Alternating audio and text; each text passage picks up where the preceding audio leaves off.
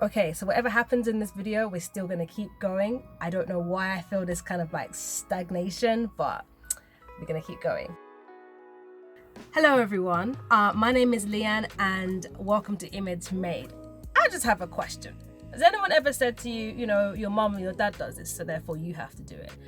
I wonder how much pressure that puts on us now, because we actually are trying to fulfill something that is in the history, in the lineage, and now you're trying to live up to that expectation, but actually you have a different direction, and the Lord's telling you have a different direction, but everyone else is saying, hey, you should do this, you're really good at this skill, you're really good at like crochet, so therefore you should do or cross stitching, and therefore you should be a dentist, or you're really good at like math, therefore you should be a lecturer like your dad.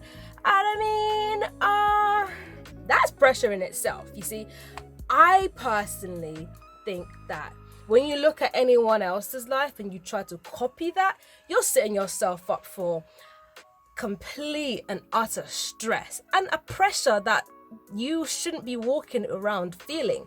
And so I'm talking specifically about our brother here, Isaac, in Genesis 26.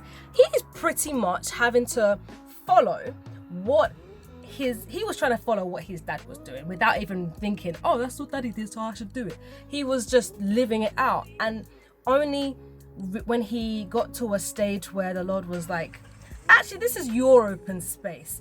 He still had the legacy, but he could do it in the way that God was trying to show him. This is personal to you, Isaac. Yes, you're carrying something that your father had, but it's yours. And now you're going to do something with this that your father couldn't do, because that wasn't what he was supposed to do. Like, own it, live it, and don't try and struggle with like fitting an image that doesn't belong to you. So Isaac, now we learn in Genesis 26 that he is going to a new land because there's a famine. And of course, when you have famines, you do migrate. You find the fastest route out because you need to survive. That is one of the things that humans do. And so Isaac and his whole people, his like mini tribe, moved to another land, and it happens to be an environment where Abraham actually used to live. And so he goes to this place, and on his journey, the Lord reminds Isaac, this is what I told your father. You're going to be prosperous. You're going to be in this environment. You're going to have all the things I promised your father. And so Isaac's like, all right, okay, cool. Like he continues on. And then as Isaac is doing this, he's heard the word, he's holding on to the word, he's getting blessed he plants some seeds, but get like 100 times worth what he planted. And people around him in I think this is Philistine country, people around him are like, hold on, what's going on? Like, why is he more prosperous than we are and he's a foreigner? That's not right. And so he is now a target, because people are seeing the literal fruits of being obedient to the Lord in Isaac's life. And so Isaac now has jealous people. He has literal haters.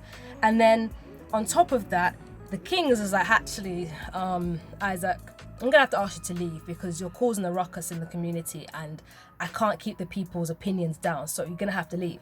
So Isaac, obviously, man's vexed, but he had to go. And so on his journey now, he goes to an environment where Abraham had actually built dug wells where he was once living. So it was filled up, so his servants were undigging. Wow. Uprooting the dirt that was in that well, and so trying to just set up life. Now he's a literal nomad. People then get a bit vexed and are, well, hold on, that's not yours, that's ours. And so the first thing that they tell him, my page keeps moving, the first thing that they tell him, or they do, is argue with him. So no, this isn't yours. And so Isaac is now having to think, well, this is literally the place that my father was. Like, I'm just living out what I'm going back to my roots. Like, I'm going back to where my father was. Like, why is anyone disputing this? Like, you all know who started this off. And so he gets shut down there. So he has to like suck that up and like, okay, well, had to close that one down. All right, we'll just keep moving.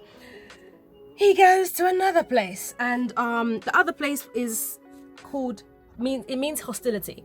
And you can imagine he's done the same thing, he's gone to another well, and they're just like, no, we don't want you here either. So, you know, he must have been feeling distraught, but for whatever reason, he continues on. The only thing I could piece together, he must have been hearing the word of the Lord and not overthinking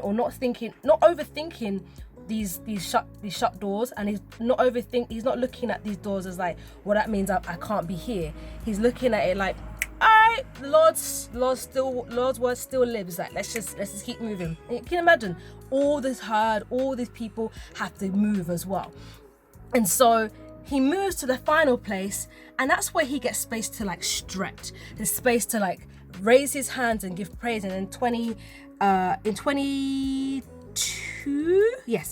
it says, at last, the Lord has created enough space for us to prosper in this land.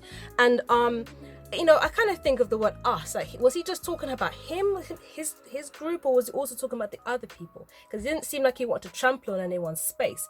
And so it's such a beautiful, beautiful image, because he's now realizing the Lord's given me this space. I can do things like this, but still honoring what the Lord has given my father. And so what about us? Like, what about something that the Lord's put in our heart that we're just like, you know, I should do it exactly how my parents say? But what if the Lord's saying, I want you to take the skills of your parent, but I want you to put in a different industry? And it's nothing, you're the first in your family to do this. You're the first in your generation to even think about this. You know, what if you have this open space that is yours, and you can create and curate. I don't know how to pronounce it properly. Curate.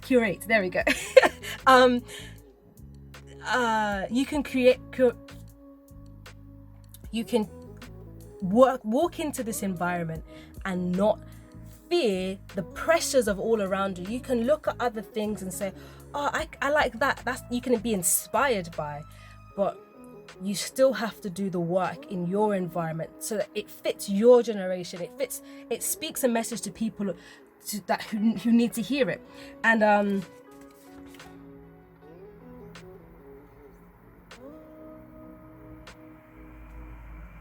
whether it's spiritual development, whether it's whether it's spiritual development, whether it's a project, this open space is for you to take all of your skills and the skills from generations past, and you can use it in a way that's going to prosper the land. And yeah, to bring kingdom culture to the earth, so that, you know, people like in Isaac's story, it continues on, and actually the king comes to him and says, actually, so the king comes to Isaac, and he actually wants to speak with him. And Isaac is like, why are you here? Like, what do you want? And they reply quite simply. It's like, they say, we can plainly see that the Lord is with you. So we want to enter a sworn treaty with you. And let's make a covenant. Swear you will not harm us, just as we've never troubled you. So they understand that if Isaac is in the land, there will be prosperity because of Isaac's connection with the Lord, relationship with the Lord. But they had to realize that it wasn't Isaac's doing. It had to have been supernatural. And I kind of think people in these days were like more aware of the spiritual. It wasn't like compartmentalized. It was like, it was just a very different time to be present and experience the Lord. Just side note, like when it says in 23, the Lord appeared to Isaac on that night, and I'm like, what does that look like? You know, the Lord appearing before someone must have been something that people were like either in shock, or they were pretty much like, oh, that's probably like an angel. Oh, okay. Like maybe they had some notion of it, of the supernatural. And so it was like, if the Lord appeared to them, they were like, whoa, what do we do? Like, that's neither here nor there. But the fact that they, like, wherever Isaac went, there was a level of like kingdom culture in this time, especially in Genesis 26. That makes us kind of aware that when you're doing something, when you're in relationship with the Lord, everyone should see it, even if you're not saying it outright. And people will feel the effects of the Lord in your life because you have that overflow of the Holy Spirit, overflow of the presence of the Lord just in and through you. Isaac was not a perfect brother, we know. Neither, like, you and I are not like perfect either. But it doesn't dispute the fact that we can still like come before the Lord and be like, I want to be in your presence. And then when you come out of the presence of the Lord, like that kind of like intimate, like, time, your day-to-day life reflects the things that you've been doing in your room. So open space is a space that you cultivate, not out of your own hands, but in the presence of the Lord, that you become more and more like Him. And then everything you do and touch is an example of that intimacy and that thing, that time you spent with the Lord. That when you're cultivating, it's so sweet because you are like Isaac, where you're working for the Lord, working with the Lord, but it doesn't feel like 7 years. It doesn't feel like 10 years. It just feels like you're constantly in that space of just like being, just like, I don't mind like digging this well again. I don't mind starting all over again. I started once and it failed, and all right. I started twice and it wasn't even. It gave me more knowledge. Like, okay, I know what to do. I know not what to do. But the third time, it was like a complete blissful moment, and I had such joy doing the stages because now I can appreciate what's in this time. So that's all I have. I don't know, but this felt like a super difficult message to say. Like, I actually recorded this twice before, and this time I was like, let me try again. I hope that there is some nugget you can take from this. If you did like it, definitely like and comment, subscribe, tell your friends. And I thank you for tuning in. Enjoy the rest of your day. Take care.